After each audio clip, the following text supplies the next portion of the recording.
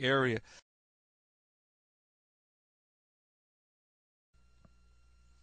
Welcome to Best Incorporated Soldering Tip of the Month. Hi, my name is Norman Meir and I'm an IPC Master Instructor. We have already pre-cleaned our board, so the next thing we got to do again is look at orientation of our part. Right here's a notch. This indicates pin 1. So now we want to grab our QFP 100 and align it. What we want to try and do is get 100% on the pad all the way around. This eases in soldering of multi-leaded components. That way you shouldn't have any problems later on, especially with the next bridging. Thing I want to do is I want to flux up a couple of corners. Just like that. Clean my tip off very well into the center of the hole. Go to the outer edge and finish cleaning it. Hold the part down in the center. You should always try and hold your part in the center. Reason being that keeps it from lifting up on one edge if you've got coplanarity issues. So I've tacked 2 corners into place.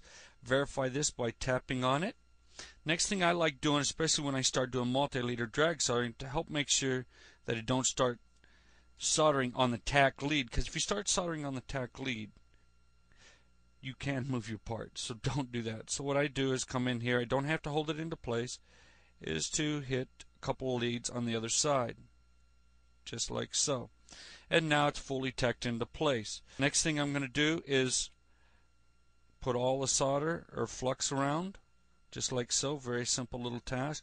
Now be careful when you do this so you don't bend your legs of your part, because these do become a very brittle. Next thing you want to do is to move your part in just like this. Bring it in close so you can see what you're doing. Now what you're going to do is you're going to lay your solder up on top of the foot area, and I'm talking about here where you're going to be also with the pad area. Don't hang it up in here or up against that. Now what we're going to be doing next is we're going to be using a different style of tip than the bent conical. The next tip that we're going to be using is actually what they call is a large hoof tip, and it is at a 30-degree angle. So when you use this, you want to make sure it's flat against the board at all times. So when you come down on top of that solder, you come down and out, down and out. Now what you're going to be using is the legs to guide you down to the top of that solder and out. Okay, the next thing I do is I lay my solder on top of that foot area just like so. Then all I got to do is leaving it flat, come down. Look at that.